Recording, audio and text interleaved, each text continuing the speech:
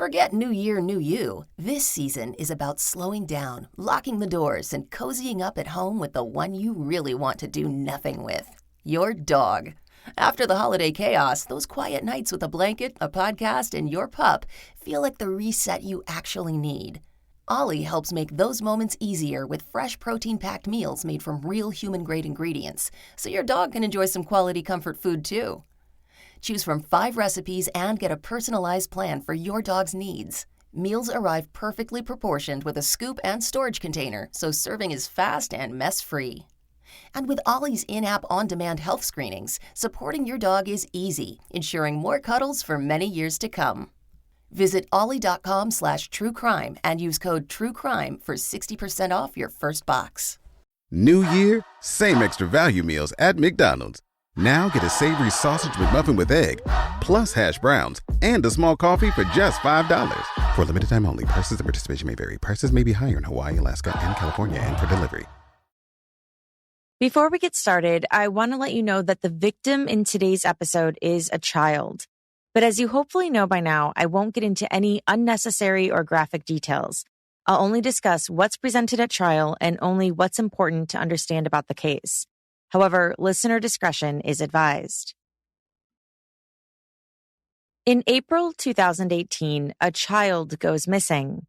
The family says they woke up after a night of storms to discover their 5-year-old was gone.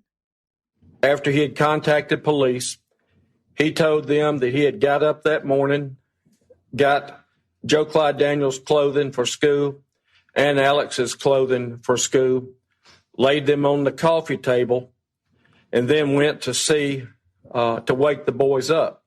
When he got in there, Joe Clyde Daniels was not present. The largest search in recent Middle Tennessee history is launched. Canines, helicopters, volunteers.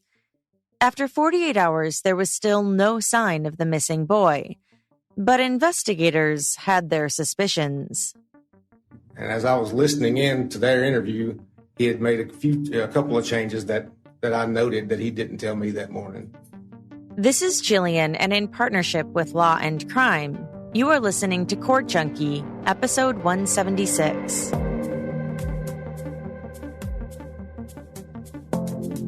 It all began with a seemingly calm 911 call. Chelsea Lampley was working at the Dickson County, Tennessee Dispatch on the morning of April 4th, 2018. She took the call at 6:22 a.m. On the other end of the line was a father who said his son had escaped their house. He seemed extremely calm. When you say he, who are you referring to? The caller, Joseph Daniels. So, is that something you noticed when you were speaking with him? I did. The father, Joseph Daniels, gave his address. Officers from the Dickson County Sheriff's Office were sent to the home.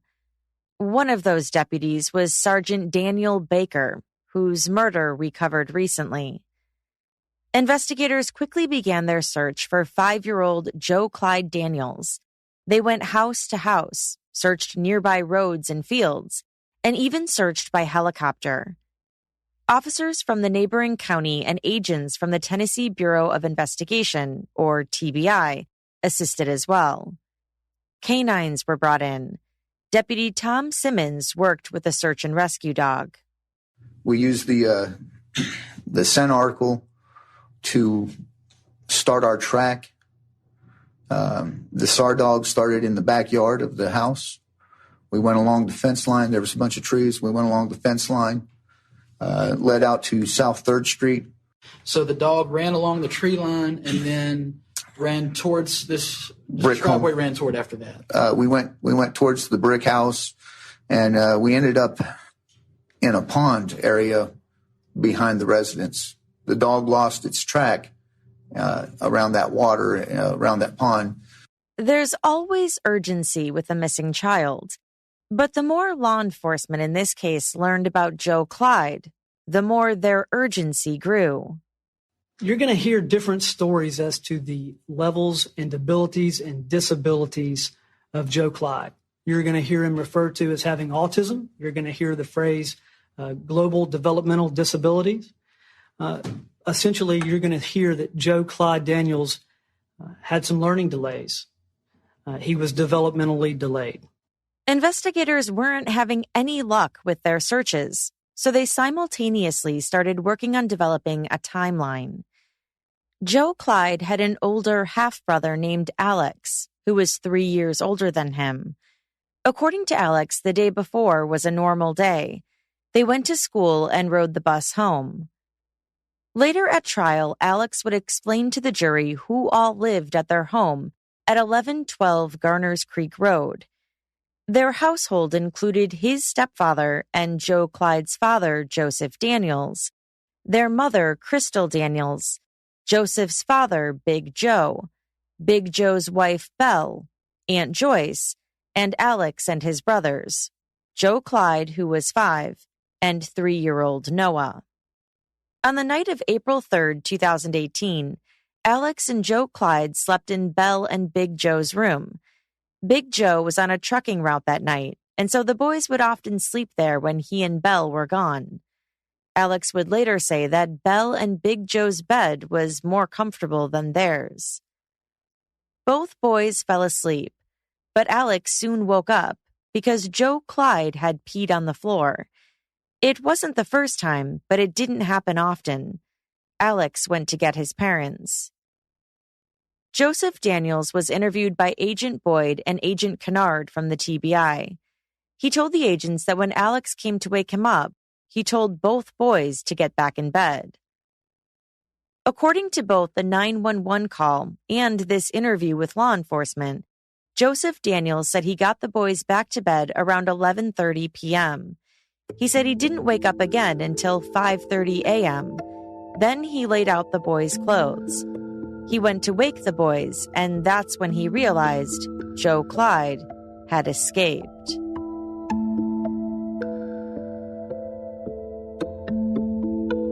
While seemingly all of Middle Tennessee was searching for 5-year-old Joe Clyde Daniels, officers began to notice unusual behavior by Joseph Daniels and other family members.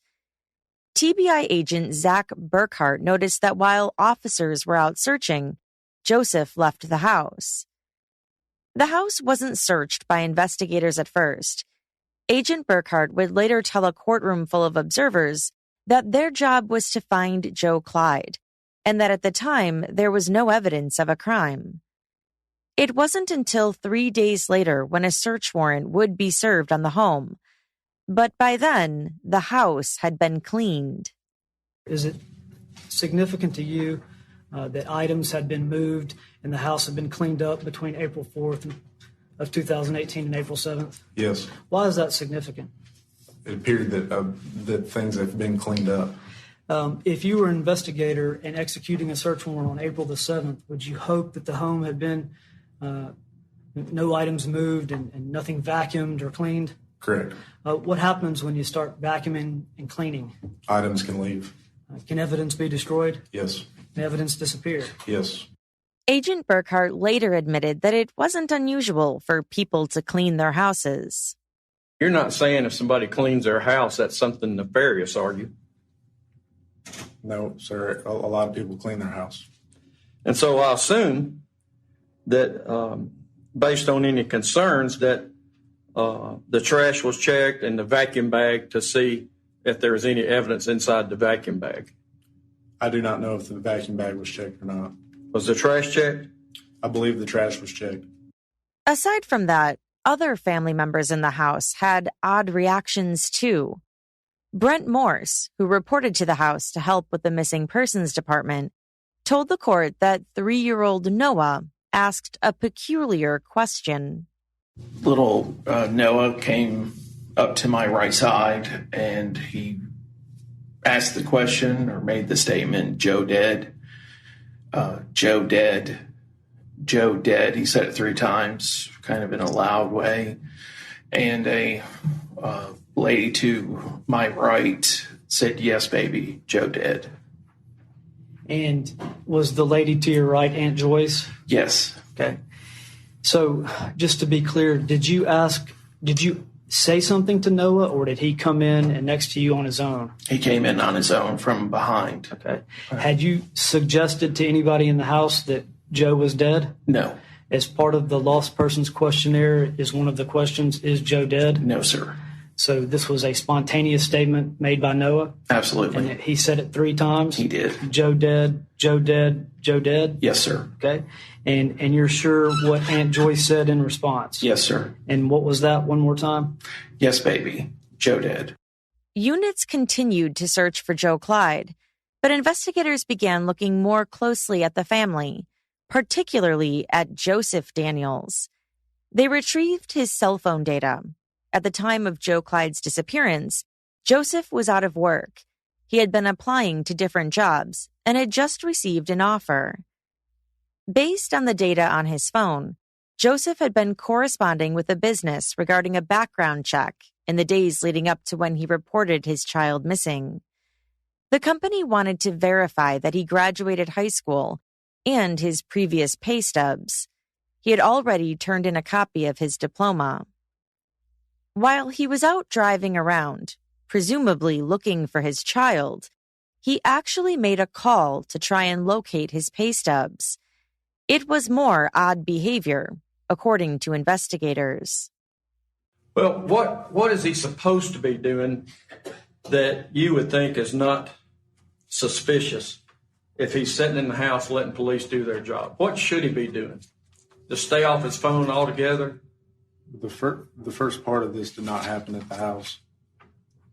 I understand. I said after he was back at the house. Correct. Now some of this, and he's free to do what he wants, but there are some oddities in that when your child is missing.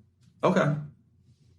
So what do people and what should they do when their child is missing, when they're staying in the house waiting on the news? What should they do that wouldn't be nefarious or odd to you? Personally, I would not call National State Community College while I'm out trying to find my son. They've contacted him asking for information, though, right? He contacted them. Right, and then they sent back replies saying what they needed. The third party, yes, Okay. DeVita did. He still has a wife and 2 kids and hoping that this child is found. So should he not pursue opportunities to bring in money for his family? He is free to do whatever he wants. Yes, sir. But that's odd in your eyes. There are some oddities to that. Yes, sir. 2 days after Joseph reported his son missing, agents interviewed him at length. Initially, his story stayed the same. He didn't realize Joe Clyde was missing until he woke up at 5:30 a.m. But officers started to get frustrated. Are you that predator? No. Are you that person that just looks to try and put pain on children? No. So what happened? Really? What happened that night, that morning? Okay, I want to tell you exactly what happened, okay? I want this to be the truth. And this Joe. I don't want it to be the same stuff you've been saying before. Okay. I want it to be the truth. I got woke up about 11:30 that night, and he peed in the floor. I went into the bedroom. I saw the pee in the floor. The bathroom light was on. So I said, just go ahead and just go back to sleep. And he laid up and went back in the bed and went down. I went back to the bedroom and went back to sleep. Then he said that he woke up at 2:30 a.m., adding an additional time, because his wife had gotten up. At 2:30, So I felt somebody my wife get back in bed, and the TV was on. I woke up at 5:30, hit the snooze a few times. Then I realized that he was gone. After I got his clothes out, I went to the bedroom. We're getting closer. I went to their bedroom, got their clothes, went into the living room, sat on the coffee table, went into their bedroom, and he was gone. After saying his wife, Crystal, woke up in the middle of the night to check on the boys, he then told investigators that his parents had actually been worried that she was going to hurt Joe Clyde at some point. Well, did Crystal do something to her? I don't know. Like, my parents have always had this fear that she would do something to him. Why is that? Just the way that she, that way that they would just, the thing that she's done, apparently, I haven't seen most of it, the way, she treats him, apparently, and the way that she does things to him and stuff like that, so. The agents still didn't think that Joseph was being truthful. They found it hard to believe that he wasn't upset that his son had peed on the floor. Let's talk about the truth. Yes, I was a little upset. Really? I was upset, but I wasn't, want to whip him or anything like that. I did not touch Joe. Look, there have been times I've got him, I wanted to beat my kid's ass. Hands down, I'll tell you. Hands down. So you tell me that you got up in the middle of the night when your kid peed on the floor, who's really, Joe's not yours, isn't he? He is. He is? Okay. Yes. Okay, so the other was a stepson. Yeah. Okay, Alex, forgive me. But when you get up in the middle of the night and a kid peed on the floor, hey, that kid, Joe, little Joe, he has problems. And he's not, I know he's got to be hard to raise. I understand that. But you get up in the middle of the night and little Joe, he has problems. He's hard, he's difficult and trying. You get up in the middle of the night, he's peeing on that floor. And so for you to tell me I was a little upset, ain't no father in this world gonna believe that, okay? Not a single father that's ever been in a situation, anything remotely close, right? I was upset. And let's use the word you don't use. I was upset. I mean, I'd probably say I'm pissed. Yeah. So, but you say whatever words you would want to use, but let's accurately describe it because we're not doing that. And to not accurately describe it, I have to look at that as a mission too, just like everything else. So, and I know you're worried. I know you are. But what I need you to do is just focus on the truth. Because when I say, and it's overused and overplayed so much that it loses a lot of value. But when I say that the truth will set you free, I cannot tell you how much that is true and how much I mean that. All right. I was upset when I got woke up. I was upset. I went in there and I didn't touch Baby Joe. I didn't touch Alex. I didn't spank Alex or spank Baby Joe or either one of them. I told them both of them to get back in the bed and go back to sleep. That was all that I did. But eventually, Joseph admitted that he was pissed at Joe Clyde. I was pissed. I got out of the bed, followed to the bedroom. I saw Baby Joe. He was laughing. He had peed before.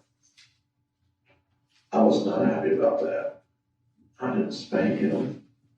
I looked at him, and then I looked at Alex and looked back, and I said, both your asses get back in the bed now. I left the bedroom. I went back to bed. But he still maintained that he went back to bed, woke up to Crystal climbing back into bed, and then woke up for good at 5:30. He said he doesn't know when Crystal left the bed, only when she came back. When he got up and got Alex and Joe Clyde's clothes, he said he noticed the coffee table had been moved. He went back in the room and saw that Joe Clyde was missing.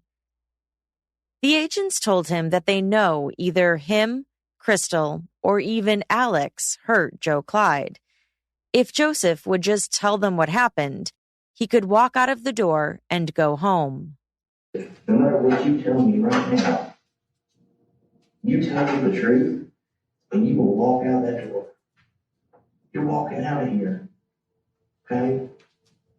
I promise you. I can promise you that. No matter what you say to me right now, you're walking out that door. That wasn't the last time the agents mentioned Alex, who was 8 years old at the time. They told Joseph Alex saw what happened. Are you suggesting that I killed my son? I'm asking you when you told Alex about it. When you told Alex about it, because he's all. They told him it seems as though Alex has been coached on what to say and what not to say. Joseph insisted he didn't tell Alex to say anything. You didn't have to because he saw, they said. Joseph finally admitted that he did hit Joe Clyde, that he lost track of how many times he hit him in the living room. He said he used his right hand with a closed fist. This confession wasn't the only statement Joseph made implying his guilt. He rode in a car with Detective Trevor Daniel afterwards. I was asked if we could give Mr. Daniels a ride. He had agreed to show us the location of where Joe Clyde was. Okay. And did you do so? Yes, I did. Did you place the defendant in handcuffs?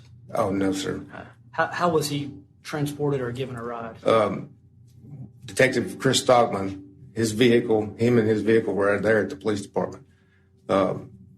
He got in the driver's side, and I got in behind Detective Stockman, and Mr. Daniels, he got in behind on the passenger side next to me. But nobody put him in the car. He got in himself. Okay. And he wasn't handcuffed or shackled or anything like that? No. Did you start asking him questions when you got in the car? No. Did he make some, I guess, spontaneous remarks to you and Detective Stockman? Yes, he did. Okay. And did you have a recorder running at the time? Yes, I did.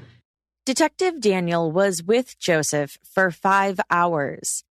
Clips from that time were later played for the court. In one, Joseph says he doesn't want to see Joe Clyde. In the clip, you can hear him sobbing and then saying, "I didn't want this to happen." We ain't gonna do that to you, Joe, okay?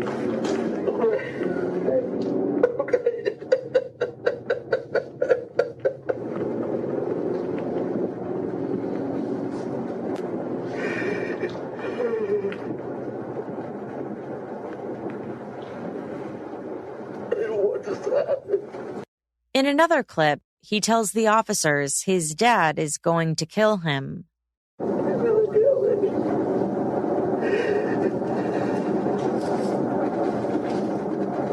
he won't. Take some deep breaths, Joe. Okay? I'm not going to let nobody get to you. Joseph doesn't just make spontaneous remarks. He also tells the officers that he knows they spoke to Alex already and that they should believe Alex. He's a good boy who tells the truth. Alex is a good boy. Who? Alex. Yeah. He's a good boy. He doesn't lie. He tells the truth. That's always admirable. We taught him not to lie to anybody. Tell the truth. And that's good. Joseph led the investigators to a field and said, "He's in that field. I know it's a big field, but he's in that field." He told Detective Daniel that he had put Joe Clyde's body in the field, buried him, and put some grass on him.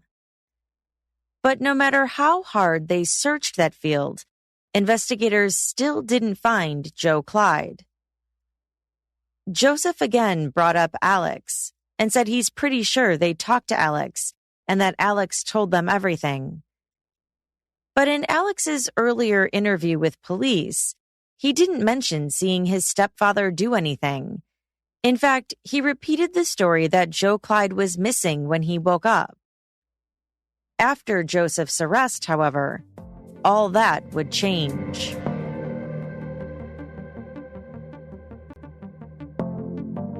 Joseph Daniels was charged with first-degree murder in perpetration of a felony, aggravated child abuse, initiating a false report, and tampering with evidence. His trial took place in June 2021. His stepson Alex, now 11 years old, took the stand to testify against him. Despite what he had initially told investigators, Alex testified about what he saw that night. He said after Joe Clyde peed on the floor, he went and told his stepfather, who was awake, talking and watching TV in his room with Crystal.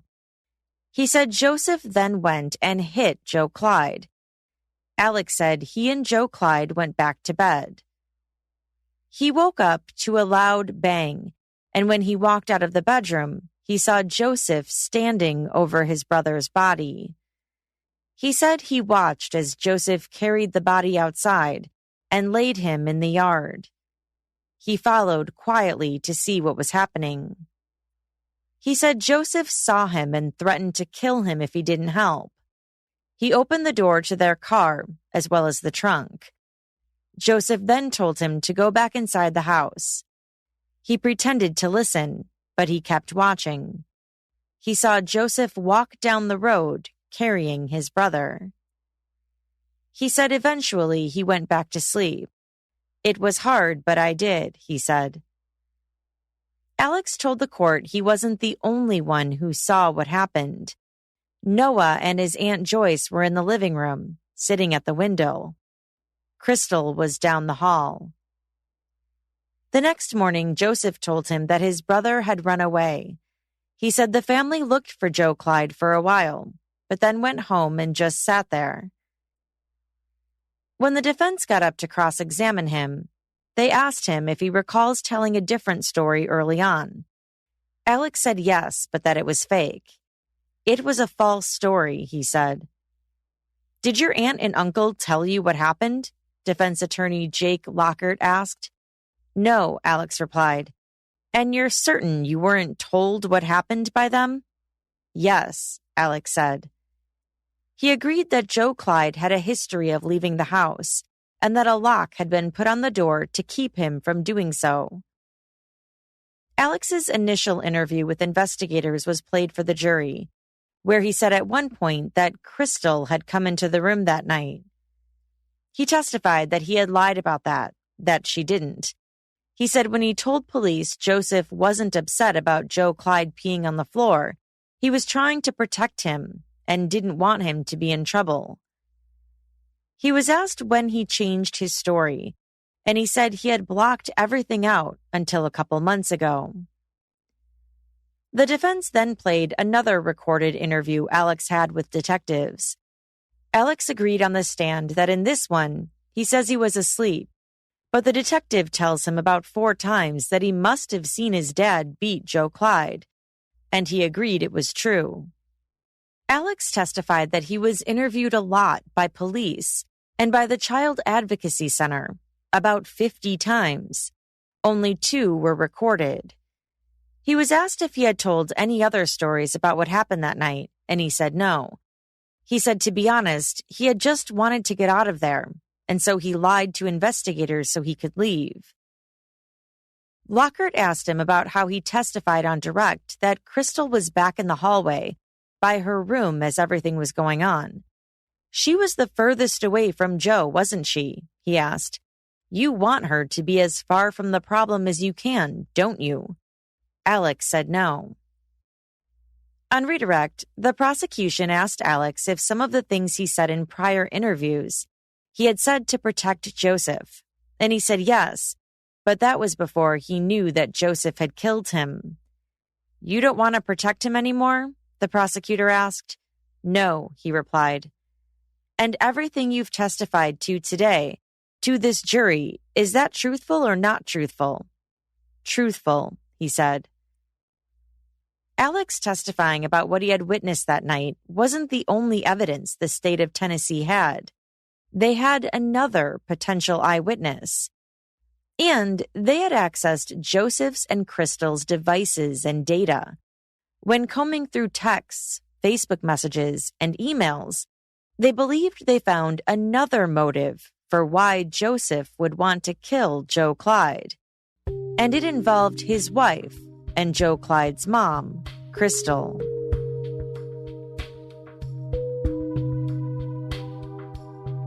Agent Zach Burkhart told the jury about Facebook messages they had recovered from Crystal Daniels' account. She had been talking to a man named Thomas Richards who lived in Kansas. Crystal told Thomas about how her marriage wasn't great and she was planning on leaving. The next message is from Crystal Daniels. because he lets his parents tell him what to do and when to do it, and also he lets his family talk to me anyway. They want to, and he doesn't even take up for me when they do it. When I go to take up for myself, he tells me to knock it off, and it pisses me off. Crystal tells him she hasn't been happy for the last 3 years and that she had fallen for Thomas because he treats her with respect. She tells him she has already filled out housing and Section 8 applications for her and her kids. She says moving out would be doable because she receives $1,200 a month from Joe Clyde's disability. Not long after these messages, Joseph's digital footprint became strange. He did searches for paternity tests. He also sent his mother a disturbing text message 3 days prior to Joe Clyde's death. March 31st, 2018 at 12:06 a.m. Did the defendant send a text message? Yes. Who did he send it to? His mother. What did the text message say? Fuck this world. By the time you see this message, I'll be 6 foot under. Also on his phone were searches involving Kansas. The searches included flights on Southwest, Greyhound tickets, and Enterprise rental cars. During cross-examination, the defense argued that Agent Burkhart had no proof that Joseph ever saw the text messages between Crystal and Thomas. What evidence do you have that my client Joseph Daniels saw this correspondence with her boyfriend while she was using Alex's tablet? I do not have that. And so how is that relevant to motive if you can't even show that he read those? We have communication between two individuals, and one of the individuals is married to Joseph Daniels. That's Crystal Daniels, and it is a very explicit exchange between those two individuals. Following those messages, we have a text between Joseph and his mom, and we have some searches that we have presented on the screen that show him being very upset. The text message, the content of it.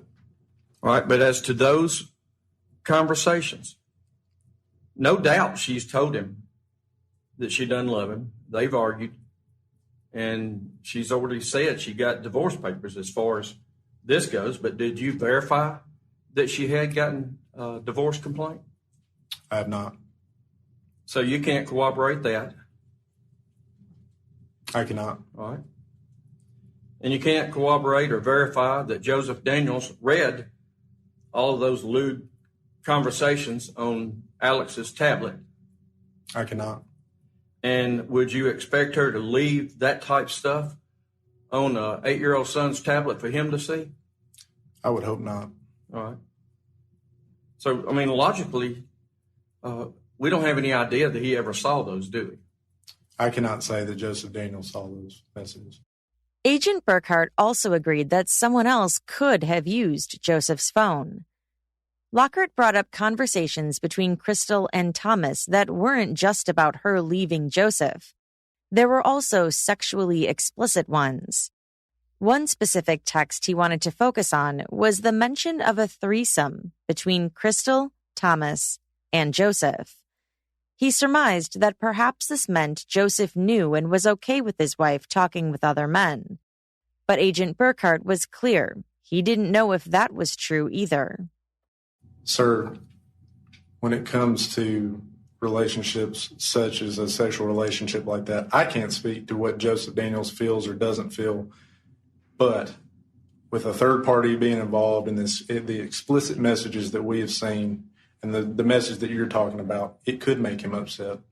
I don't know what triggers in regards to that type of sexual nature for Joseph. After exhausting the question of whether Joseph had seen the messages, the defense asked about the investigation itself, asserting that Agent Burkhart and the TBI stopped looking for Joe Clyde after Joseph confessed. So after the confession, you quit looking into other people that might have done something? No, we were still interviewing people. I wanted to ascertain the facts and circumstances surrounding this investigation, and that includes lights in a driveway. That includes Pruitt Springs video. That includes the car that pulled across from 1115 Garners Creek Road, the mailman that arrived at the Smithsons. I wanted to keep understanding what happened that night. Lockhart then asked about one of the Daniels neighbors, a Mr. Ledford. He asked Agent Burkhart why they felt the need to talk to him. The reason we went and interviewed him is because after examining the Pruitt Springs camera video, myself and Detective McCartney, along with Detective Sergeant Trevor Daniel, they specifically had noticed an oddity, a light, while watching that video after viewing 24 hours of video. And in that video, we decided, okay, hey, we need to go talk to the neighbor and see if we can determine what this light might be. And actually, it's a little more than that. Y'all confronted him and told him a vehicle came out of that drive. Which interview are you talking about? Either one of the interviews. Did you confront him, and was he told a vehicle came out of that drive? We asked about a vehicle coming home at 10 p.m. And we also asked as to whether or not a vehicle left his driveway after that. That is correct. Lockhart asked if they searched Mr. Ledford's phone or his whereabouts. Did you make efforts to get that information where you could ascertain the location of his phone? I did not. Because I did not have the probable cause to try to get Mr. Ledford's records. Number one, he's not a suspect in this case. Number two, I did not have the probable cause to get the neighbor's records, along with Miss Dotson's, along with Mr. Smithson's across the street who was moving out. Did he not tell you that he was afraid the defendant had hacked his phone and put incriminating information on the phone? He said something to that extent. Okay. And y'all assured him that Mr. Daniels couldn't remotely hack his phone and put something on there, didn't you? I believe we did. I believe we did. So if he has assurances that our client couldn't hack his phone and put something on there to make it look like he was over in the Daniels yard, for instance, that night, then he'd have no reason not to turn it back over to you. I can't tell you as to whether or not why he didn't turn over his phone. But he didn't turn it over. He did not. Lockhart asked what leads the TBI did follow, including some from psychics. And y'all checked out leads from psychics who called in and said that they thought he was Joe Clyde was in a well somewhere. Do you recall that? I do not. All right. Do you know if y'all checked out any psychic leads? I do not. All right. I know there were psychics that called in, but I do not know as to specifically which one. But a man who turns his phone off, stops using it on the same day that Joe Clyde Daniels is missing, and a man you've told that you can locate where he was during the time this child went missing, tells you he'll give you the phone and then doesn't, you're saying that was not probable cause to inquire further, ask for consent to search, go find him again? We did talk to him again, but as to probable cause, no, sir. That is not. When you talked to him again, did you ask him for consent to search that phone? I did ask him and talk to him, and he just agreed that he was not going to provide his phone. Okay. But he did provide us cell phone records. And as to whether or not when you're saying he turned his phone off, there's nothing indicating that he turned his phone off. Okay, we quit using it. You don't have any indication he's making calls on it. Yes. Lockhart continued to ask about other leads he said weren't followed up on. Do you know whether or not canine dogs were ever sent to a location where a little boy in dirty pajamas was reported? I do not know. Were canine dogs sent to the location where a child's boots were reported being taken off the front porch the same time period that Joe Clyde went missing? I do not believe so. All right. There's a barn in that report where a blanket had been taken down and laid down in a horse stall. Did you run canines there? I did not. I was not present for that search, but what I do know is that it was thoroughly investigated. But not canine searched? I do not believe it was. All right. Lockhart then asked Agent Burkhart about Alex's statement of having seen Joseph carry Joe Clyde down the street. Would it be logical, if you're trying to conceal the crime, to carry the body right out in the open for every passing car to see? Speaking as to logic, when somebody has murdered a kid, I cannot speak to logic. And we know from testimony that is a pretty heavily traveled public road. Sometimes it is, yes. And we know during this time period from Mr. McCormick that he saw at least 2 cars pass when he was going through there. I believe he said that. And wouldn't you think that if he's carrying a dead child down the road like this, if people saw that, somebody would stop or inquire or call law enforcement or do something? People being people observe things. That is correct. But I will tell you about that road. Actually, when I walked it, you can actually hear a car coming a good distance away coming down the road. As to whether or not what or how he did it, I cannot explain that. But you can hear a car coming down that road on a rural county road from a pretty good distance. Agent Burkhart was asked whether or not he thought now 11-year-old Alex was telling the truth. You don't know whether he's lying, do you? I believe he's not lying, sir. That's all I can say. So you don't believe he lies at all? No, sir. Humans lie. That is exactly right. But I cannot sit here and say as to one way or the other. Okay. Lockhart then honed in on the physical evidence. He said there wasn't any. And in Joseph's confession, Joseph had stated that he put the body in the trunk of the car and then drove to a field to dispose of him. And even though you know that there was no blood found in the house, and even though you know that the car didn't drive away with that body in the trunk of the car, you still choose to believe that confession. I believe that he killed Joe Clyde. Yes, sir. Was he telling the truth when he told the agents that he walked the body outside the house, put it in the trunk of the car, and left? I do not believe any vehicle left the residence in that time frame. I do not. So was he telling the truth when he said that? No. Okay. Lockhart reiterated to Agent Burkhart that no blood was found in the home. And if he beat him an extended period of time and there was blood, there's no evidence of that. We did not find any blood in the house. No, sir. All right. On redirect, prosecutor Ray Crouch asked about the leads the defense said weren't followed up on. Lockhart had centered his questions on whether canine units were brought into those areas. But there are many different ways to investigate a report, not just with dogs, Agent Burkhart said. He testified that each lead was investigated fully. Crouch also asked about the neighbor, Mr. Ledford. Agent Burkhart told the jury that canines had searched his property. There was no evidence or probable cause that warranted looking into him further. Jenny Jones was another neighbor of the Daniels.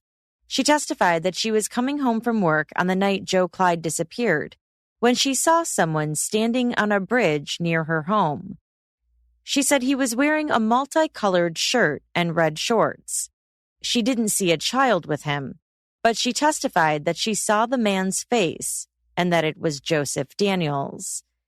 She said he looked at her, although in her initial written statement, she had reportedly said the man never looked at her.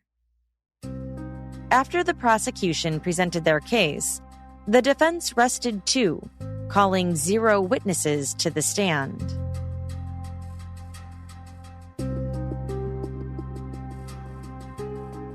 Joe Clyde, he loved his flannel shirts, he loved his cowboy boots, and he loved to eat apples. You heard from Miss Donnerstag, Joe Clyde was full of life. He loved to have fun, and he liked to go to school and to learn. He had some physical and mental limitations. He was developmentally delayed, especially when compared to his peers. You heard that he couldn't speak very well. Full sentences were not something that he'd learned to do yet. He scored in the first percentile of gross motor skills, but he was making progress in his time at school. Mrs. Donnerstag and other teachers at Centennial were working hard with him, and he was making good progress. Prosecutor Josh Turnbow presented the state's closing arguments. He reminded the jury that we still don't know where Joe Clyde is, but we know what Alex saw. He saw the defendant, Joseph Daniels, standing over the lifeless body of Joe Clyde. And he said, "I didn't tell the truth in the beginning because I was trying to protect him, but that was a lie." He said, "I'm here to tell you the truth now. I'm here to tell you what happened." Alex came in here this week and he told y'all everything. In the face of his stepdad, in the face of his grandparents, being questioned by lawyers, he came in and he told you what happened. We can't tell you where the body is. We don't know if he buried him. He put him in the river. He put him in the pond. He put him in a dumpster somewhere like Love's Truck Stop or some other place. But what we do know is what Alex saw. We know what the defendant confessed to. We know what Jeannie Jones saw. Matthew Mitchell gave the closing arguments for the defense. He said there was no evidence that Joseph murdered Joe Clyde, and that, in fact, there was proof that Joe Clyde would leave the home on his own. There were times when he was getting out of the house. The family had put something in front of the front door, and they had added a lock to the back door. This was not an elaborate scheme. This was a child who got out of the home.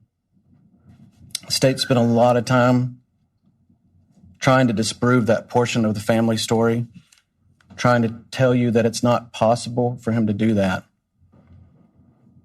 But remember that the state's burden is to prove something happened, not to poke holes in the family story about what happened, not to say, well, that doesn't seem realistic.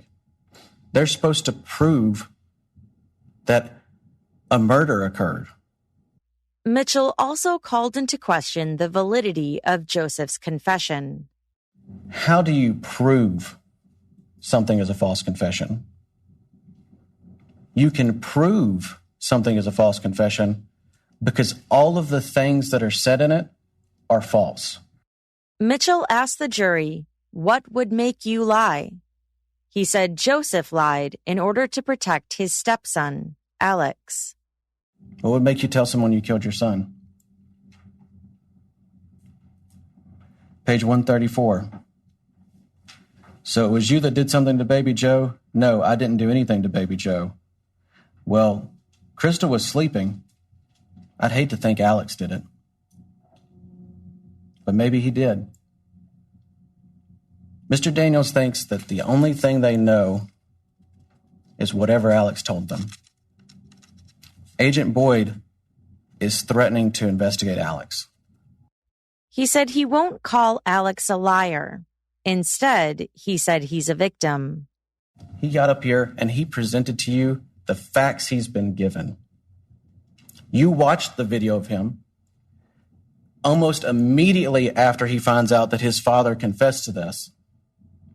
And when they say, your father did it, he says, why would he do that to little Joe? He doesn't say, yeah, beat him to death in the living room. He told me not to tell you. No, he's confused.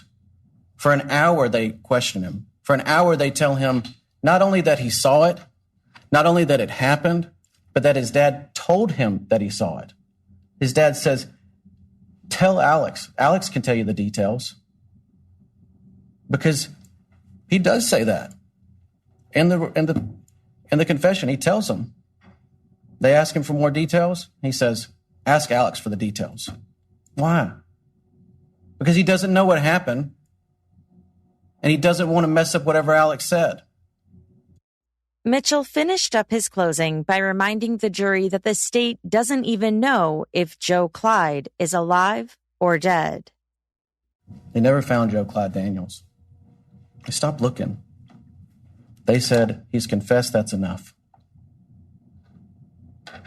They don't even have proof that he's dead. How can you convict somebody of murder when they don't have proof that he's dead? On June 14th, 2021, the jury returned with their verdict. They found Joseph Daniels guilty on all counts. 3 months later, Judge David Wolf sentenced Joseph to life in prison. He told the courtroom that in this case, life means 51 years. But the case isn't over yet for Judge Wolf or for Dickson County, Tennessee. Crystal Daniels is also charged in the case. Initially, she was charged with aggravated child neglect. In September, the state added additional child abuse, neglect, endangerment charges, conspiracy to commit aggravated child abuse, making false reports, and tampering with evidence. Crystal has pleaded not guilty. She is set to go to trial in February 2022. Joe Clyde Daniels' whereabouts are still unknown.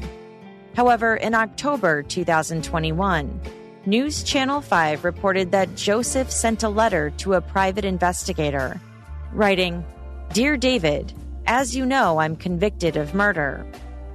He then wrote, "Here are some roads I want searched. Mostly, these are roads in the surrounding area." The private investigator has reportedly begun searching. And that's all for this episode. As always, I'd love to hear your thoughts on this case. Do you agree with the verdict? How would you have voted if you were on the jury?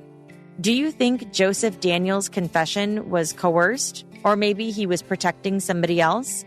Let me know by joining the conversation on Instagram @CourtJunkie, by tweeting me @CourtJunkiePod, or by emailing me at podcast@courtjunkie.com. This episode was researched and written by Polly Katowski with Law and Crime. You can follow her on Twitter and Instagram @Polly Katowski. If you'd like to hear these episodes without the ads and hear additional Court Junkie bonus episodes, check out my Patreon options at courtjunkie.com/support. And be sure to subscribe to my YouTube channel at youtube.com/courtjunkie. Thanks again for listening. Until next time.